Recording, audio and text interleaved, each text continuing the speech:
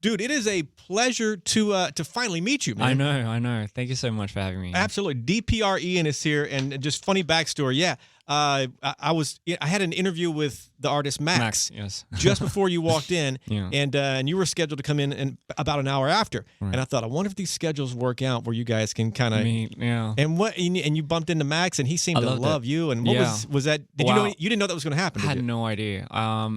Yeah, I was just coming back from the toilet, and I was just so shocked because it was, first of all, it was a pleasure meeting you. Same. Thank you so much. And and then all of a sudden, Max was there too, and it was just like, oh, it's meant to be, So who knows? Maybe future works. Maybe that's if a collab happens. I just want to say would be something. I'm going to take credit for that collab if it happens. Absolutely. Yeah. Hey, are you originally from Sydney, Australia? That's correct. And of course you moved to Seoul after that. Yes, that's correct. But you're not. Where's home now? So that's a good question. Oh wow! So you're all over, huh? Yeah, I've been kind of like a nomad. I just kind of keep moving and moving. Honestly, right now it's LA. We just moved here about a year ago. What do you think so far? To be completely honest, I don't think we've experienced LA to the point where I can really kind of tell you like how it feels. But I do hear a lot of things. But first of all, I love the weather. It's very Australian. And for me, I think as soon as we got here, we went on tour, like a world tour. So I had spent more time out than in, and we just recently got back, and starting to feel it out now. But it's nice. It's nice. Traffic when it comes to like LA traffic versus Sydney or Seoul, is LA like by far the worst traffic, or is it similar? I think when it gets honestly, I think Korea traffic is something else. Really? Yeah, traffic in Asia, just period. Sydney, I think Sydney's kind of more similar to LA. When it gets congested, it just doesn't move at all. But it doesn't happen. I mean, you somehow still get through it. But in Korea, you just kind of, you're just like a sitting duck for the longest time, and you can maybe doze off and still come back, and you'll move like a few inches. Yeah. Oh God, it sounds lovely. Yeah. Hey, and I read somewhere that you had lost your Australian accent when you moved to Seoul, but I hear your Australian accent perfect. Really? Yeah. To be honest though, it really did die down a lot because in Korea we don't have that many. I haven't met too many Australian Koreans, or Australians period, and my crew and the people that I hung around with at that time were speaking American English. Right. So then when I started mixing my accent with the American accent, and then I tried speaking Korean because I wasn't really good at it, I started sounding very like they have like a very interesting accent. It sounds like a very like North Korean accent. So people thought I was from the North. Are you adventurous? Like, do you travel a lot too? I feel like you would.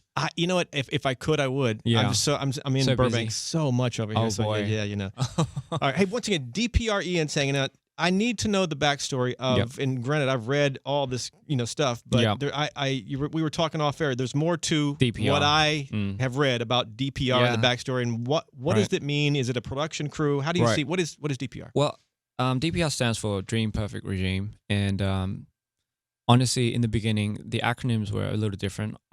I came up with the acronyms right around the time I left C-Clown, which used to be my old K-pop idol group. Right. So it was in pursuit of trying to create something new in the scene. And at that time in Korea, there wasn't too many, I would say, production companies that went off independently. So for me, the dream was to kind of create a movement where you have your in-house productions and your in-house artists really come together creatively and build some type of vision. And for me, it was just all about art, and that's kind of when I picked up the camera. And as I was telling you earlier, the acronyms used to be Director Pink Reel. Director Pink, and then Reel. Director Pink Reel. Now, what in the world does that mean? You know what? If you ask me now, I have no idea. I have no idea. But I used to do these like, you know how people have watermarks on their videos and stuff. So I used to squiggle like these pink lines. I don't know why. I really don't. I wish I did. But slowly and surely, we started as a production company. So we shot a lot of music videos for certain companies, artists, idols. And all of a sudden, we decided to rebrand the DPR acronyms to Dream Perfect Regime, which kind of stands for, the word regime is pretty like, it could sound intense, nowadays, but it's kind of like, for us, it was just a strong enough word to describe our passion to wanting to create a dream that supported, like, I think, independent thought and creative ideas. And because I feel like in Korea, there's such I wouldn't call lack, but a lot of people are scared to have a voice in general. Just because, really? Yes, because I think it's more generally based on the idea if you stick out too much, you could be judged a lot. And for, Asian communities especially, I think in terms there's a lot of, we call it nunchi in Korea, which means you're kind of overlooking what that person might think of you. And it's a very conservative way of thinking as well at the same time. I think it's a cultural thing. But because of that, it really does have its pros and cons. But if you really think about it, it is a big echo chamber. Right. So I kind of wanted to bring out the idea of, like, you could be different, and you can really speak out about it, and you could still find a way to make it in the scene. And I think that's what DPR really stands for. It's the independence of kind of believing in yourself. And that's kind of where we took our vision for Dream Perfect Regime. So a lot of people that work with you have that kind of out of the box thinking, so to speak? 100%. I would say none of us are normal.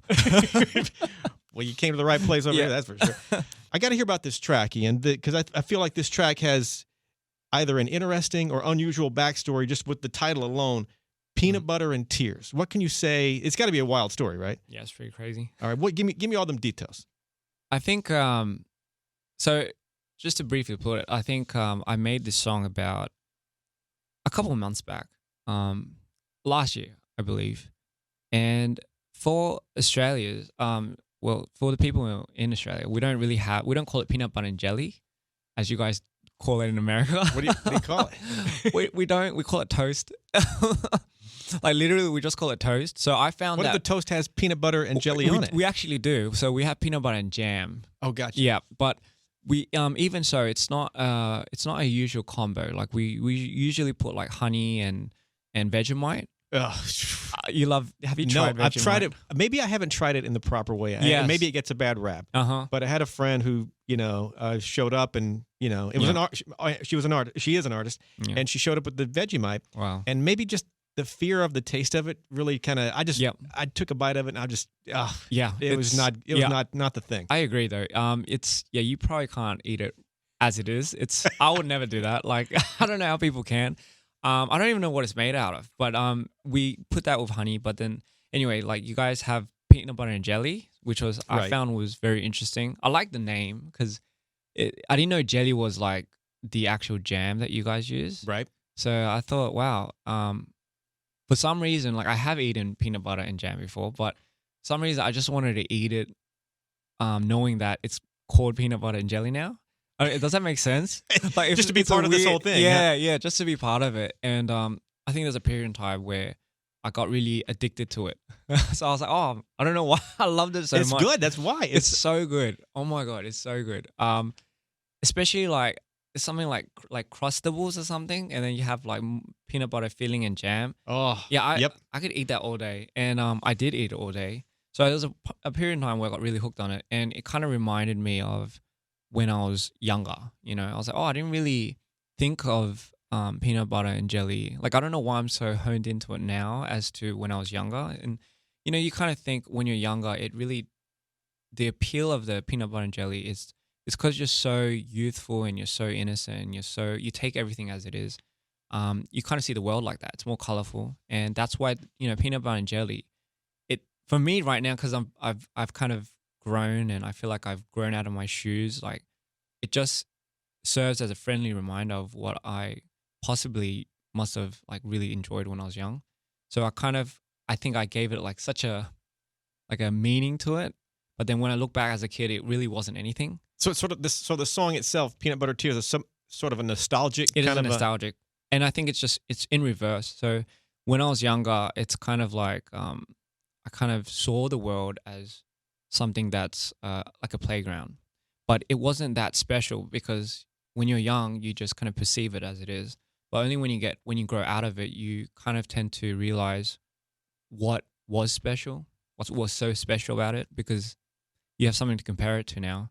And I think that's what Peanut Butter and Tears have come from. So Jelly, for me, was like this significant part where it introduced the fun and joy.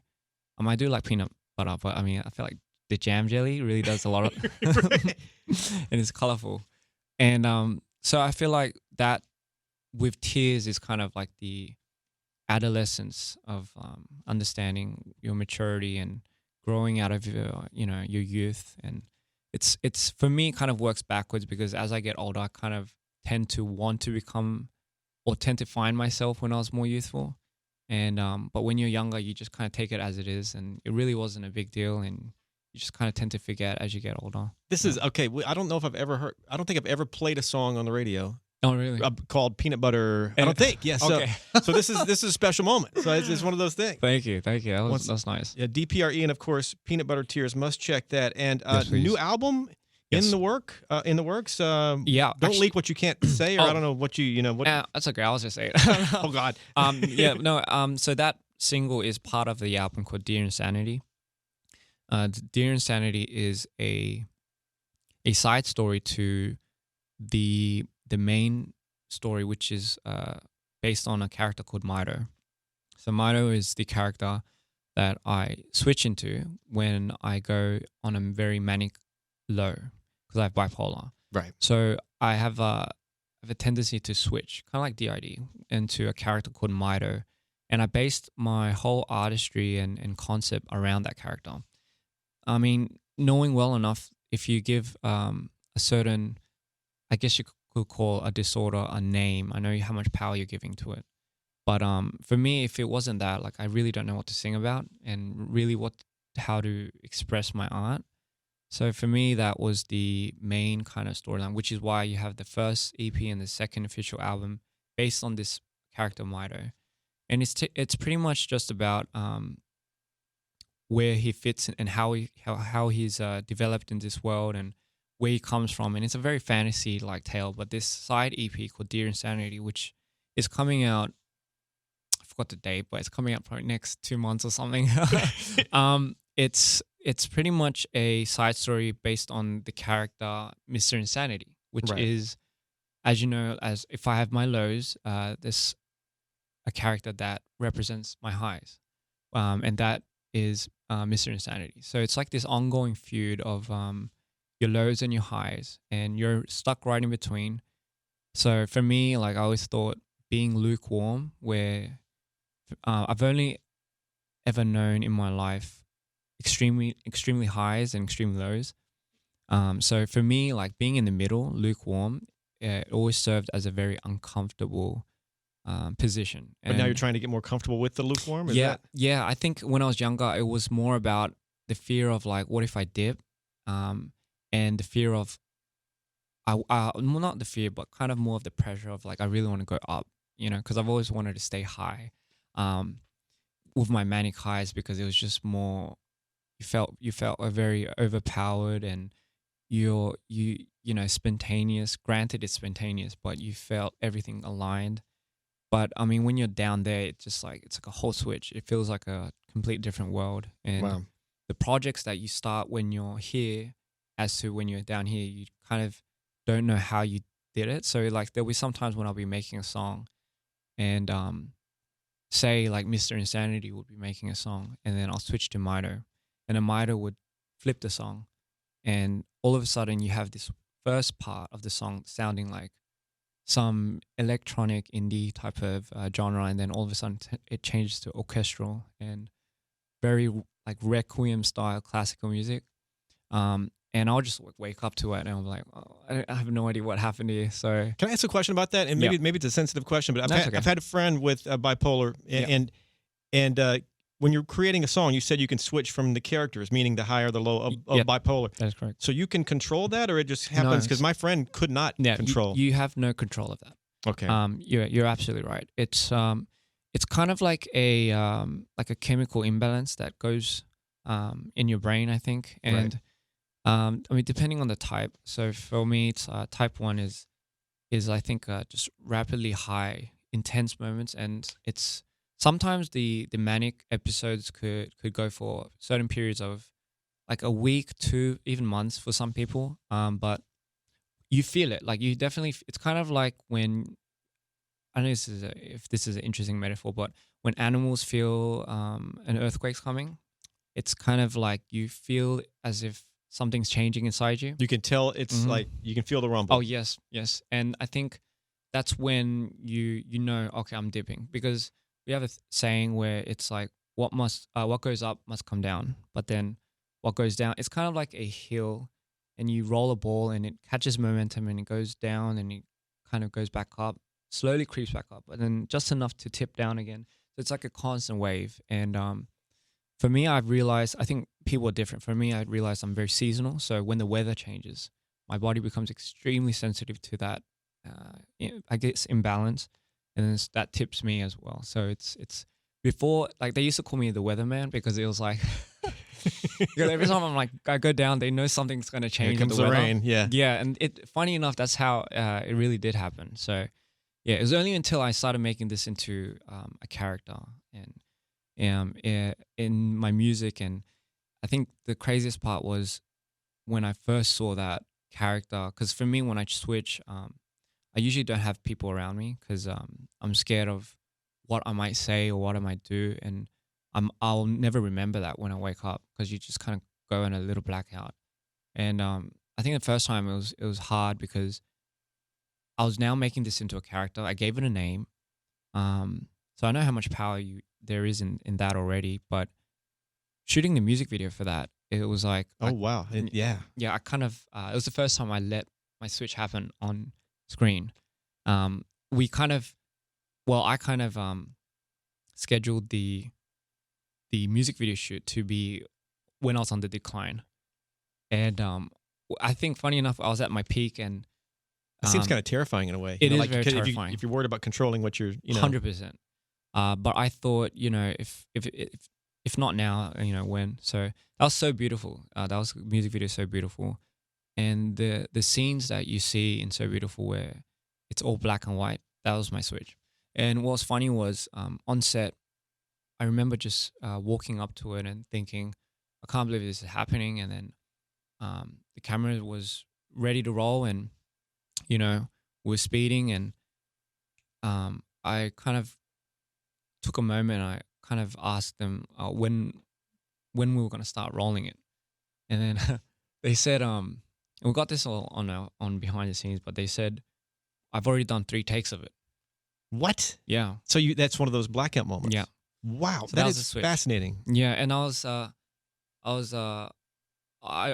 honestly very surprised. Even thinking now, and you couldn't remember any of the 3 takes. No, and I didn't believe them, but then I was drenched, because there was a scene where it was a room, and the room was raining, just raining hard, and I didn't believe them until I went to the monitors. And when I saw the monitors, that was the first time I could actually see my switch being recorded. So it was, I think for me, the most relieving, but at the same time terrifying things I've ever seen in my life. And clearly, when you saw the footage, yeah, you must have loved it. Obviously, it was a little it was hard to edit. I'll give you that. It was a little hard to edit, because I tried to leave in as much as I could, but there were some parts that I just couldn't leave in. But so I had to make a significant, I guess, point that all the black and white scenes there weren't me, which is why that music video goes from color to straight black and white. So that's the little significance. And this is all fascinating. How you've taken this and kind of taken control over it in a way. Yeah. Like I mean, you've embraced it in a way. Yes. I think I would like to think I embraced it, But at the same time, the one thing that I think I'm somewhat troubled with is it was kind of, and this was the I guess the hard decision that I had to make, because I wasn't really planning on becoming an artist, because I knew if I wanted to do music and kind of go in the spotlight with this, it meant that I would have to be talking about something that's very personal. And for me, if you give any disorder or anything a name, I know how much power you give to it. But at the same time, reason you gave it, because I would think this is my question from the outside looking in. Yes, I would think if you name it, yes, you can kind of, I don't know, you can kind of take control. Yeah, maybe, but that's not the case, or is it? I think that was my approach in the beginning. I think my approach was finding out more about it, finding out more about certain disorders that are linked to this. And I think for me, it was the more I dug, the more it took a hold of me, I think. And the funny thing is, like, with these switches, it's like it doesn't. It's like it's really based on like me, Ian, right now. It's really based on how I am physically and mentally right now. So if I, let's say, am at the healthiest I've ever been, so is my disorders, so is my switches. Right. It's actually, for me, I found out it wasn't like, oh, you get healthy and, you figure out a healthy lifestyle. It's like the switches will always happen. You can't really control your manic episodes. And a lot of people are obviously prescribed medication. But I'm sure you'll hear this I'm sure a lot of people that have bipolar that are in the, I think, artistic expressive scene, they'll tell you this. They'll say medication will numb you and it will make you feel like not yourself, which is probably worse. So I mean, that's the only reason why I think medication was one thing that I would resort to. But then imagine taking that and then you have to go on set and shoot something or make music, or you have to go on stage. You'll be going off as a zombie. So yeah, that would be kind of that would probably defeat some of the purpose of going up there, being dynamic and whatnot. Now, I assume you've had fans, friends. Let's just focus on fans part of it. Like, yep, your fans. Yes, you're not the only one to deal with by being bipolar. No. Have they come up to you and said, "Hey, I have this too"? And what's been that interaction? I'm sure that you've helped quite a few people, and maybe they've helped you. I would say they gave me meaning. So I think during the period of time, because I kind of debuted during Corona, so I was a Corona artist, and which is no fun time. Which is no fun because there's no shows. So I literally, oh god, I literally put out an album, and then my second album, before ever understanding or ever knowing what type of reach I had with what type of crowd. So I think it was so right after that, we went on world tour once Corona kind of died down a little, and it was the first time I got to see who my music was impacting. And I would always remember, like, not the shows itself, but really when the shows finish, and you know how you go to the bus and if the fans are waiting for you, I would always take time to listen to as many of the fans' stories as I could, because I think it was the first time I got to see who it was impacting. And I would always remember all these fans per show would say how much my songs saved their lives. Wow. And for me to hear that, it's like I can't fathom that. Like, I just, like, that's exactly what I wanted for it to do. But I think it was such a different approach when I actually heard it. And I think for me, I always say this, but it makes all of these things that I was just telling you about, becoming an artist, and potentially becoming maybe more self-destructive in a way where you are honing into a certain disorder and you're bringing it more to life. But I think by uncovering it, it becomes so much worthwhile to fans if it becomes that type of representation where it's like, if you can, I mean, there's a saying where it's like, if I could just remember, but something along the lines of the disorder doesn't represent who you are. And for me, I think that's kind of the message I really did want to bring when I wanted to make this really personal.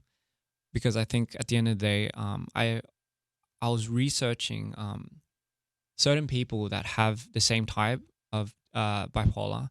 That was my first go-to, as like celebrities or people in the scene.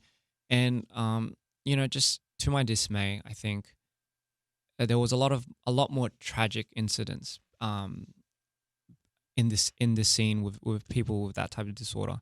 So I kind of wanted to be more of that beacon of like hope, I guess you could say. Right. But at the same time, I do know how self-destructive it might be, because I think the one thing you don't want to give people with certain manic disorders is you don't want to stimulate them too much, because if you're in your manic highs, the more you're stimulated, the more you get, I would say, insane ideas, and you'll truly believe it. And I think for me, it's like the approach of like knowing how to balance that, but there is no balance. It's crazy. One thing you said was, and by the way, I didn't mean, I have a list of questions I was going to ask you, and none of them included. Oh yeah, sorry about that. No, but I appreciate you talking about this. Yeah. They say never, if you're sick, you have a cold or whatever, never go on to one of the medical websites, because if you log on, no matter if you got just a cold, you're going to think you're going to die. Yeah. So you're going to feel worse. You know what? Don't look it up. I found out the hard way. Thank you for talking about I'm sorry if this was like kind of No, retracting. I mean, I would have never asked, but now that you brought it up, I felt like, man, I felt like you needed to go there for some reason, and I really was curious on what you had to say. No so worries. thank you. Okay, one of the questions I was going to ask you though, when I first started getting tats, I love him, by the way. But thank you very much. But before I got tats, I would ask somebody like, hey, how many tats do you have? And they would go, I don't know. And I would think, how do you not know how many tats you have? Then I start getting tats, and somebody says, how many tats you got, JoJo? I'm like, I don't know. So I don't know. How many tats do you have? I was like, in my head, I was going to count as many as I could. Yeah, I don't know. I really don't know. Why are tattoos so addicting, for lack of a better word? I think the addiction part comes from like after you get your first one, and then you're like, okay, this feels empty. I feel like this needs to be a little bit more covered. I think that's kind of where you start getting the addiction. But for me, I think because of how spontaneous I am, I think for me it's more. In the beginning, it was like funny enough. I mean, I keep going back to this, but every time I have a certain event, good or bad, right, that happens that is kind of life altering for me, I would always mark that as a tattoo.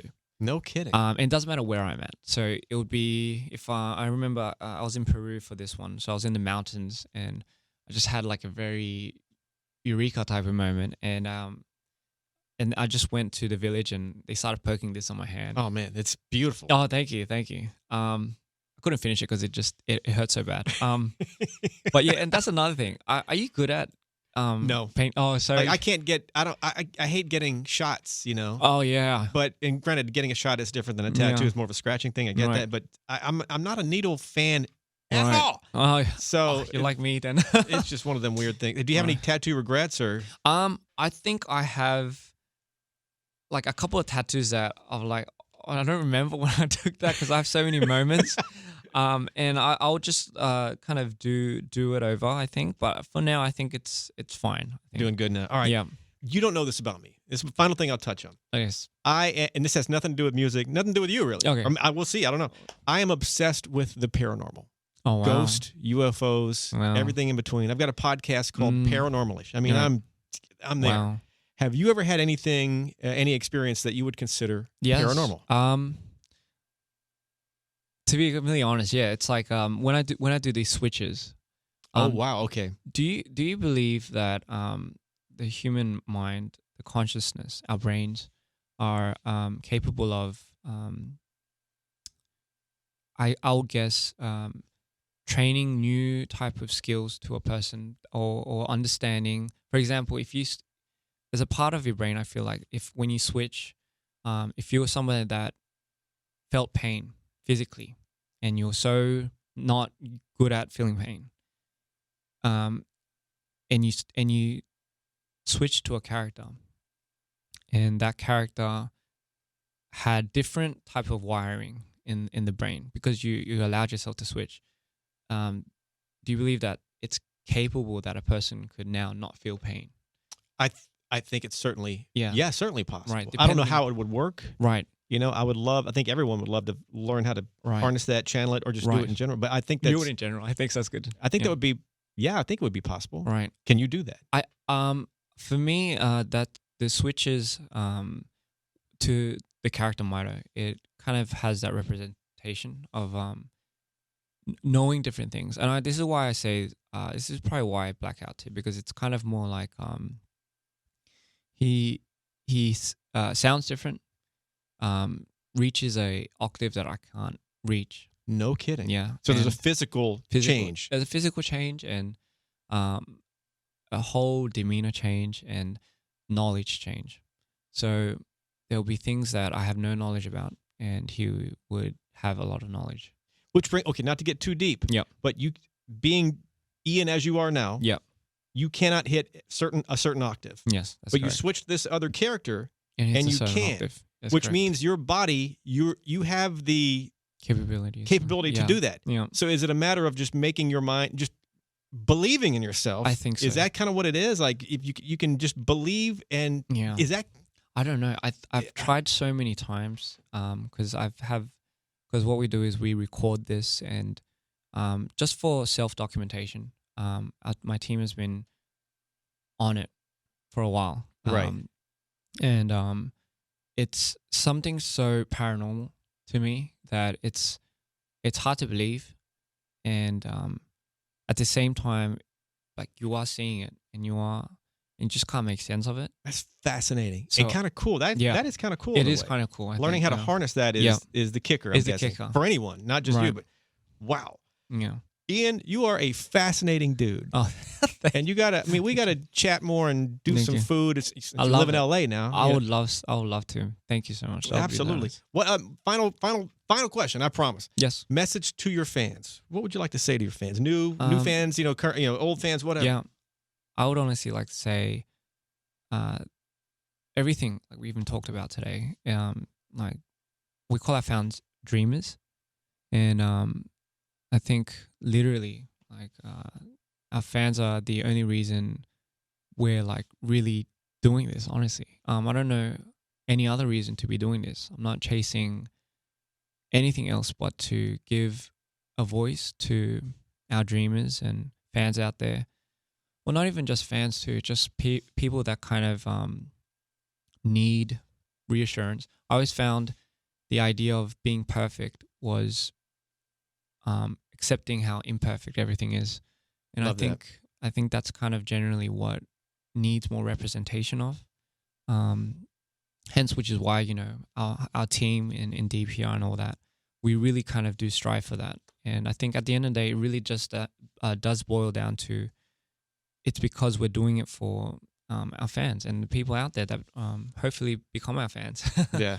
So I just want to say a big thank you, and we always find our way to you guys. We always do. So, just keep that in mind. And, obviously we have so many new things coming out, the whole Dear Insanity EP, and the lore continues. And, we love them so much. I don't know what else to say. It's a pleasure to meet you. It's a pleasure of mine. Thank you so much. It's an honor. Really. It's an honor's mine. At the end of every interview, Ian, fist bump to make it official. Give me a little, yeah. Go. Thank you.